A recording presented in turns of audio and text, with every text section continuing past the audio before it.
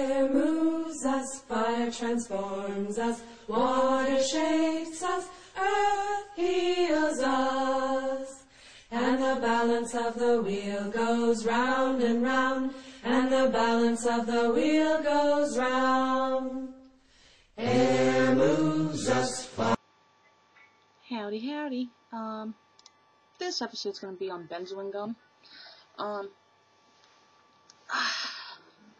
Benzoin gum is really interesting.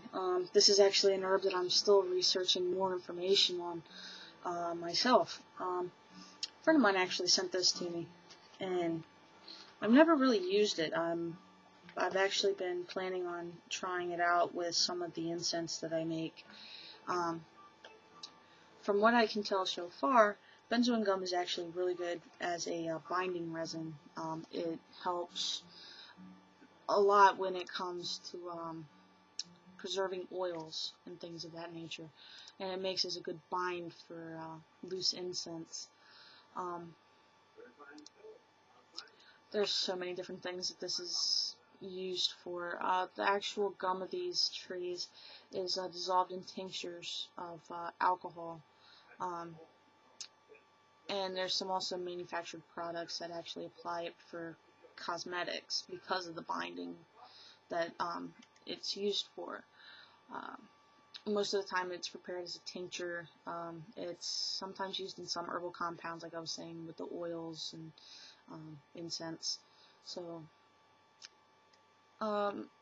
really there's so much information on this herb that it's unreal. The main part of this is actually the resin or the gum that's actually used. If you actually grind up resin, it actually starts to become gummy. Let's see, I've got so much information. There's like 30 or 40 different websites that I've just been skimming through, and there's so many different things to talk about. Some of the medicinal uses, like I usually talk about, would be an anti-inflammatory, antioxidant, antiseptic, astringent. It works as a deodorant. Mainly, though, in the folklore uses or the magical uses, it's associated to the masculine. It's associated to sun, air, fire. Some of the deities would be Venus, Aphrodite. There's too many different websites that have similar information, and there's other websites with contradictory information. But it seems that the main understanding of the purpose of this, when it comes to the magical uses, when it comes to incense and things of that nature, there is a collective consensus where it stands for where you can use it for purification, prosperity, wealth, success. It's good for enhancing concentration, so it's good for grounding and stabilizing. It provides focus, increases mental powers, useful in astral projection because it will actually protect your spirit during the travel.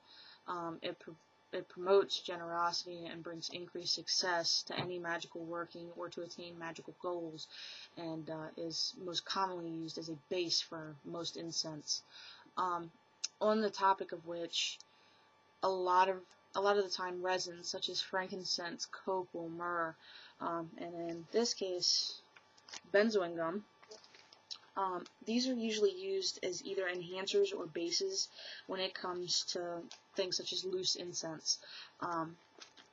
Otherwise, you're just going to have a bunch of stuff smelling like burning plant matter, which is cool if you like that, but these not only help keep the incense together, but it also adds a sweeter aroma or smell, and it does work. I've actually used copal resin in some of my incense that I make myself, and the resin will change the smell to the. Sometimes if you use too much, to the extreme. If you use too little, sometimes it won't change the smell enough. But just remember that if you're ever going to be using anything like this, make sure that it's in a well-ventilated area. So keep that in mind. Another good example of a resin, while I'm on the topic, would be dragon's blood. I've had a lot of people asking me about this. Dragon's blood's most commonly used for protection as well as aiding in exorcisms and things of that nature. This here is actually called a dragon blood stone, but it's really a resin. It's kind of reddish brown. It has a very earthy scent like dragon's blood does. Very musky as well. So this here would be another good example. I was going to do a separate video on that, but while I was on the topic of resins, I figured it would be a wise choice to choose to use that as an example. And I have copal as well. Let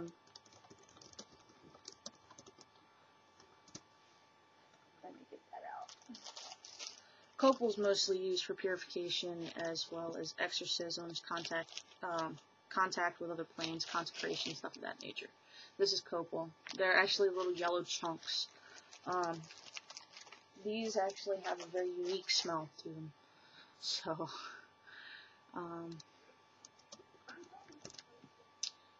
now if I can find that one website that I had saved, which apparently is no longer in my bookmarks.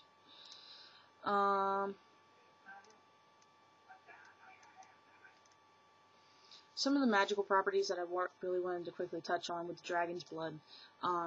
A lot of people actually, especially over in India, actually associate this with being sacred to Shiva. So it's often burned as an offering to him. Dragon's blood is actually a very masculine scent, so it's usually associated with the masculine. Dragon's blood is also used as an ingredient in many loose magical incense recipes, as it adds power and strength to any spell that you're actually doing working. It's also said to increase the power of any ritual energy as well. On its own, dragon's blood is actually considered to be a protective herb with the ability to drive away negativity as well as evil spirits. Dragon's blood ink is used to seal and protect magical writings such as agreements, oaths, and vows. I actually used to have dragon's blood ink, which I used to use to write oaths with.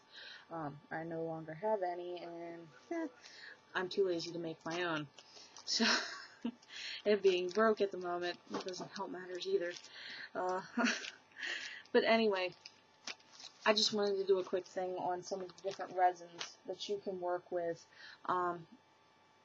When you're picking out a specific resin, such as frankincense, myrrh, copal, all the different resins that are out there, really research each one of them individually. Don't try to put them all together at once. Like I have done in this video. This is strictly educational stuff, guys. I'm not trying to push all this information out there just because. I just want to emphasize the educational value that this stuff comes with. The use of herbs in any form is so enriching in your life that I love incorporating these things into living a pagan lifestyle because of the many uses, really. You can cook with certain herbs, you can clean with certain herbs, you can make your house smell very fragrant with the different uses of the herbs, whether it be as a potpourri, dried or simmered. You can use it as an incense. You can actually take them and turn them into oils and then use the oils and burn them in a simple oil burner, which apparently I put mine up. I was going to show you guys an example, but I'm sure most of you probably know.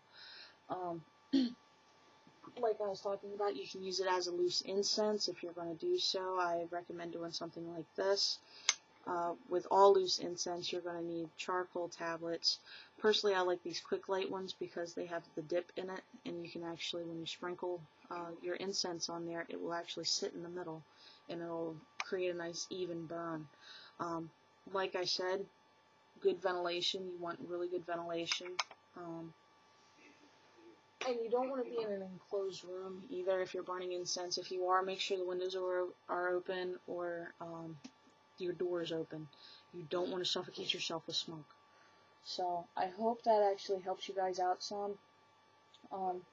If you guys have any further questions, you know how to get in touch with me, whether it be through posting a comment, through my email, through messaging on here, or any of the websites that I'm on. I will make sure to try and find a couple of different websites for you guys and post links. because there's so many different resins out there that it's difficult to talk about just one when you're talking about resins. You know, I showed you 3 different ones that I have.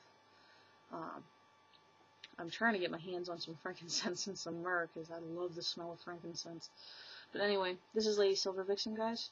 I'm going to be signing out for now, and if I forget to post any links, please just shoot me a message or a comment. Thank you.